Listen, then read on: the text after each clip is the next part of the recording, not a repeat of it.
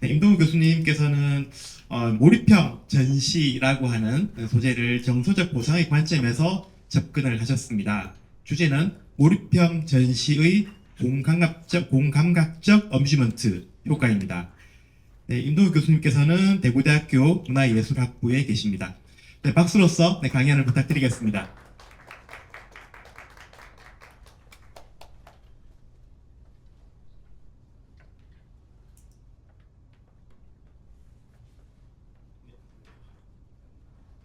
네, 안녕하십니까. 임동욱입니다. 오늘 주제가 어뮤즈먼트라고 하는 개념인데, 아직까지 어뮤즈먼트가 어떻다라고 하는 규정이 이론마다 또 다르고 해서 명확하지 않은 것으로 알고 있습니다. 그런데 기조 발표에서 임대근 교수님이 어뮤즈먼트의 어원부터 시작해서 설명을 해주셨고, 또 김희경 선생님이 어뮤즈먼트라고 하는 것을 어떻게 분석하면 이해가 쉬워질까 하는 아이디어를 주셔서, 저는 그 다음으로 이 어뮤즈먼트라고 하는 이 개념을 실제 콘텐츠에 적용을 한 사례를 분석하고 소개해 드림으로써 어뮤즈먼트에 한 발 더 다가가는 그런 시간을 가져보도록 하겠습니다. 제 발표의 제목은 몰입형 전시의 공감각적 어뮤즈먼트 효과입니다. 그러니까 몰입형 전시라고 하면 보통 이렇게 몰입을 유발하는 전시, 요즘에 많이들 유행하고 있죠. 벽 전체나 바닥 전체를 영상으로 도배해서 그 안으로 걸어 들어가게 하는 그 전시를 얘기하는데요. 그 중에 대표적인 두 가지 사례, 이 두 가지 사례는 시각 청각적인 것뿐만 아니라 다른 신체 감각까지 결합시켜서 어뮤즈먼트 효과를 훨씬 더 높인 그런 사례가 되겠습니다. 네, 몰입형 전시는 통제된 시각과 청각으로 몰입을 유도하는 건데요. VR 같이 이렇게 고글을 쓰는 방식이 아니라 3차원 공간 안으로 걸어 들어가서 동굴 형태의 어떤 공간의 벽이나 바닥이나 천장 같은 그런 영상들 속으로 걸어 들어가는 그런 콘텐츠를 가리킵니다. 관람을 할 때 자기가 어디에서 관람하던 어느 포인트에서 바라보든 상관없이 자유도가 확보된다는 게 특이한 점인데요. 세계 3대 몰입형 전시업체는 아닙니다만 우리나라에서 가장 많이 언급되는 3대 전시업체라고 하면 프랑스의 퀼티르 에스파스가 있고, 일본의 팀랩이 있고, 한국의 디스트릭트가 있습니다. 세 가지 기업을 잠깐 소개를 드리면요.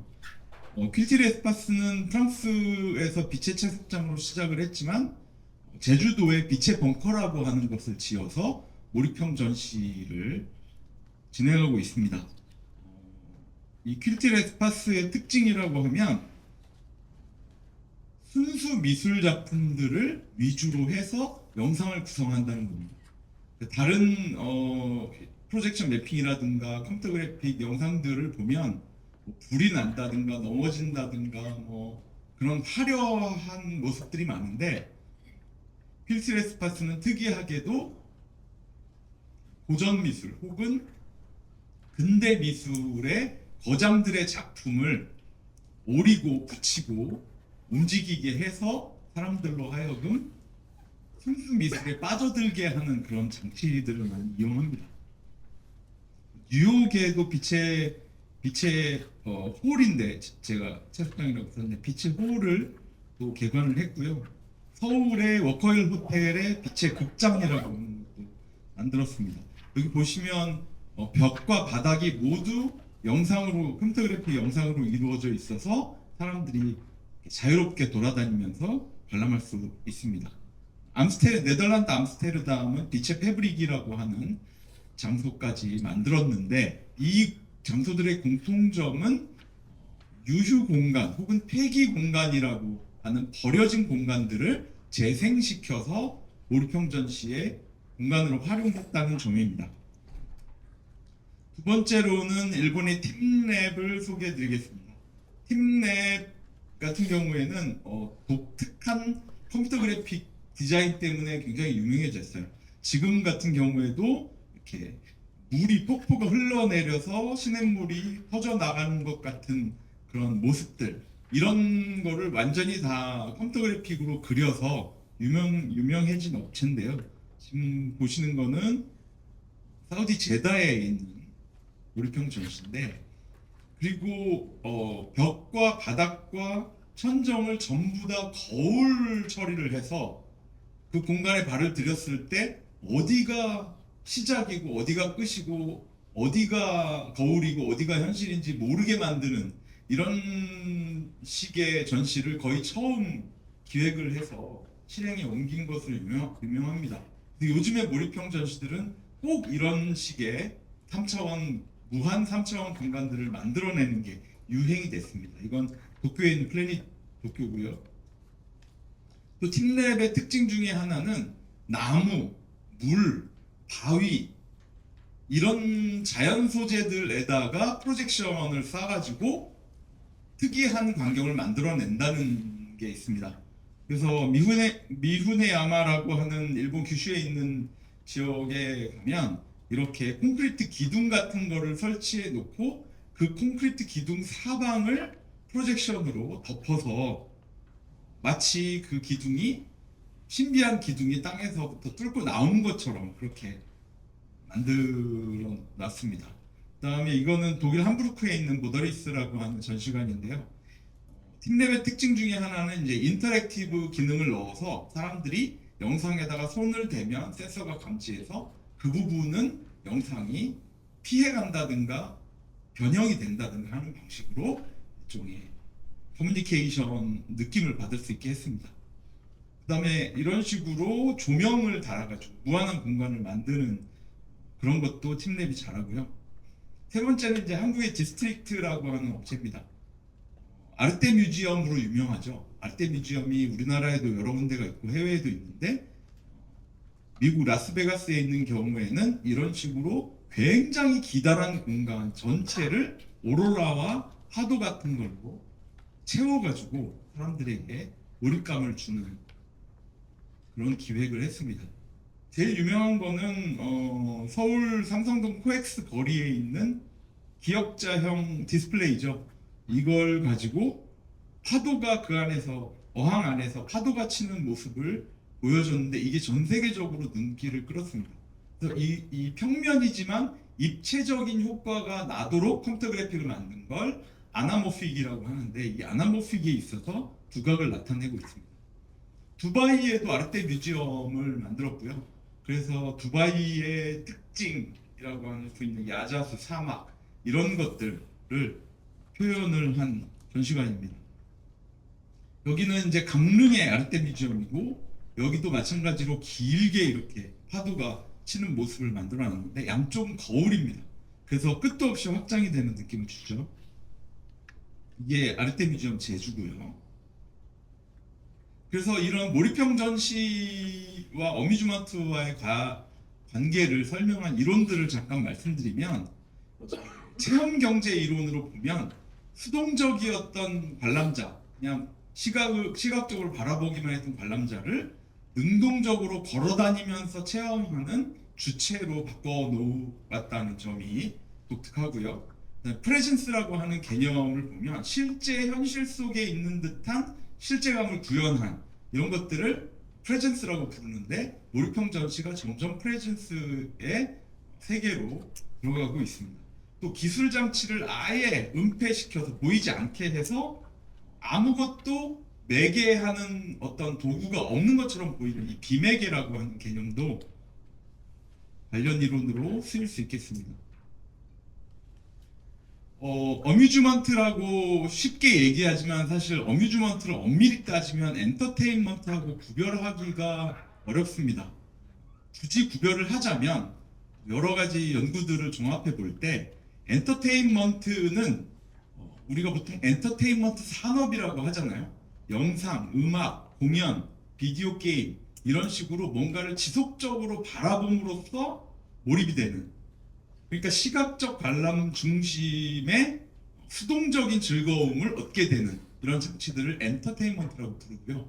반면에 어뮤즈먼트는 신체적인 참여 그리고 자발적인 참여에 의해서 즐거움이 느껴지는 그런 콘텐츠를 말하는데 놀이라고 하는 몸으로 하는 놀이라든가 테마파크, 오락실, 그다음에 게이미피케이션 이런 것처럼 순간적으로 몰입과 즐거움을 줄 수 있는 걸 어뮤즈먼트라고 얘기합니다. 예를 들어서 우리가 어뮤즈먼트 산업이라는 말보다는 엔터테인먼트 산업이라는 말을 많이 쓰고요. 놀이동산 같은 경우에는 엔터테인먼트 파크가 아니라 어뮤즈먼트 파크잖아요. 이런 식으로 일종의 개념의 구분을 짓고 있기는 합니다. 근데 이 어뮤즈먼트라고 하는 것이 그러면 조금 더 파들어가면 어떤 장점들이 있는가? 첫 번째는 즐거움이라고 하는 정동적 가치를 제공한다는 겁니다. 정동이라고 하면 의식적인 감정, 내 기분이 나쁘다, 누가 꼴 보기 싫다, 하는 이런 의식적인 감정 이전에 몸에서부터 그 감정을 유발시키는 느낌들이 올라오는 걸 정동이라고 부릅니다. 그래서 이런 순간적인 즐거움들을 겪다 보면 이 콘텐츠 재밌구나 라고 인식하게 되는 정서가 즐거움의 정서가 생겨난다는 거죠. 하미징하 같은 경우에는 일상과 분리된 특정 공간에서 자발적으로 즐거움을 느낄 수 있게 되는 걸 놀이라고 불렀는데 이게 칙센트미하이 심리학자로 오면서는 자발적인 몰입을 플로우라고 부르기 시작하면서 어뮤즈먼트하고 가까운 그런 개념들을 설명하고 있습니다. 그다음에 어뮤즈먼트 중에서도 몰입형 전시 중에서도 또 다감각, 여러 감각을 이용한 그 전시하고 관련된 이론들은요. 체화라고 하는 것을 중심으로 볼 수 있습니다. 멜로폼티가 얘기한 체화, 의식을 하기 이전부터 몸을 통해서 우리가 공간을 지각한다 이런 개념이 있는데 이거는 정동이론에서도 마찬가지로 얘기합니다. 그리고 베르틸 홀텐이라고 하는 학자가 감각 마케팅이라고 하는 책을 통해서 얘기한 건 시각, 청각뿐만 아니라 촉각, 후각 이런 것까지 다감각이 결합이 될 때 즐거움이 증대될 수 있다. 그러니까 일반적인 몰입형 전시보다는 다중감각적 몰입형 전시가 훨씬 어뮤즈먼트 효과가 높다 이렇게 볼 수 있겠습니다. 그래서 팀랩의 플래닛 도쿄, 그다음에 디스트릭트의 아르테 뮤지엄을 간단하게 관람 순서에 따라서 말씀을 드리겠습니다. 일단 들어가면요 무조건 신발을 벗어야 됩니다. 신발 양말을 벗어야 되는 게 특이하거든요. 근데 신발 양말을 벗고 이제 안으로 들어가면 시작부터 비탈길이에요. 차가운 물이 내려옵니다. 그럼 그 차가운 물을 밟으면서 각성 효과를 느끼면서 일종의 관문을 통과하는 그런 정화되는 그런 기분을 줍니다. 그리고 안으로 들어가면 이렇게 무릎까지 물이 차 있는데 이게 굉장히 따뜻해요. 따뜻하고 이 우유 빛깔입니다.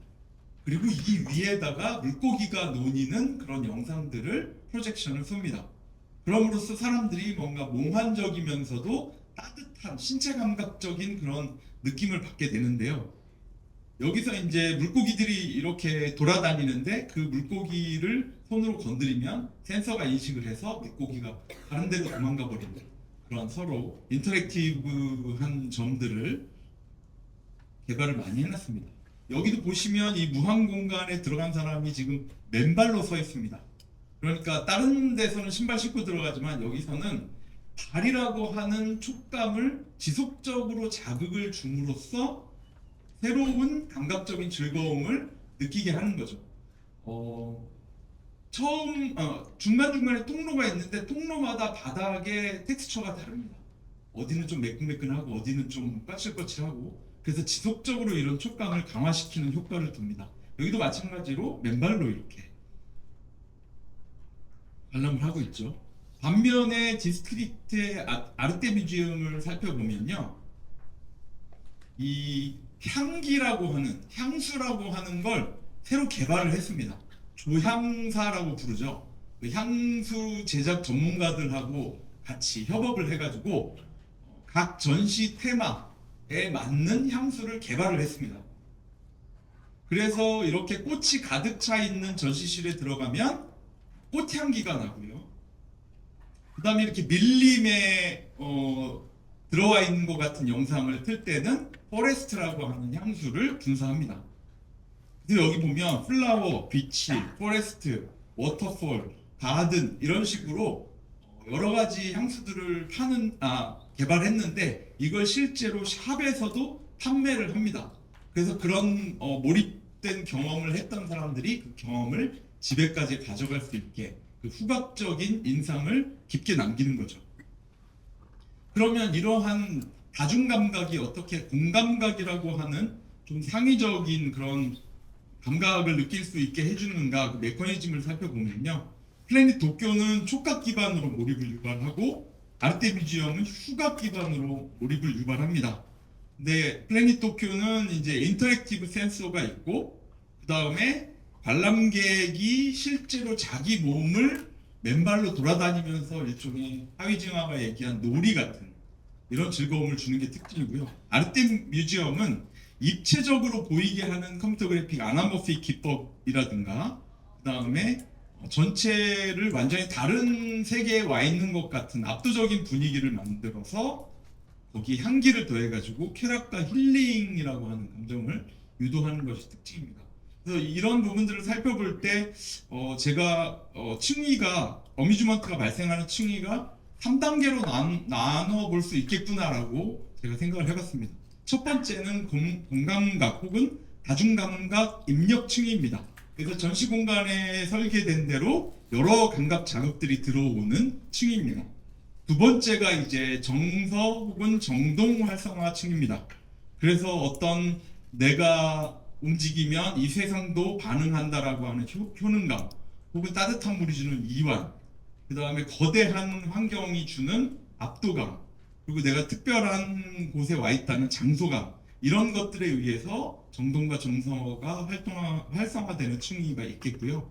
마지막으로는 이제 놀이를 한 것에 대한 보상으로서 즐거움이 느껴진다든가 아니면 한드가 얘기했던 그 숭고한 어떤 기분이 드는 그런 몽환적인 세계에서 느끼는 긍정적인 감정을 통해서 어뮤즈먼트라고 하는 것이 산출되는 이런 층위의 세 단계로 나눌 수 있지 않을까 합니다. 그래서 몰입을 유발하는 메커니즘을 도식으로 간단히 만들어 보면요. 몰입형 전시는 일단 시각적으로 자극이 있습니다. 뭐 청각적인 자극이 있기도 하고 없기도 한데 거기다가 이제 촉각이나 후각 같은 다중감각을 추가를 하면 거기서 정동이 움직이기 시작하면서 정서가 유발되고 어뮤즈먼트라고 하는 효과가 발생을 해서 결국에는 사람들이 몰입을 하게 되는 이런 과정을 겪는다고 여겨집니다. 이런 메커니즘에 의해서 공감각적 몰입형 전시를 만들겠다 하면 두 가지의 중요한 가이드라인을 제시할 수 있겠습니다. 첫 번째는 신체 감각의 혼합을 좀 다르게 해야 된다는 거죠. 상호작용이 중요하다? 그러면 피드백, 촉각 이런 것들을 제공하고 분위기가 중요하다? 그러면 후각이라든가 소리와 함께 영상이 움직이는 사운드스케이프 이런 걸 만들면 되고요.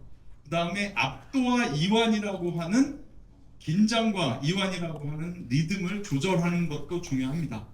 예를 들어서 플래닛 도쿄는 전시실과 전시실 사이를 굉장히 어두운 복도로 만들거든요. 그래서 어둠과 어둠에서 빛으로, 빛에서 어둠으로 이런 식으로 대비를 시켜놨습니다.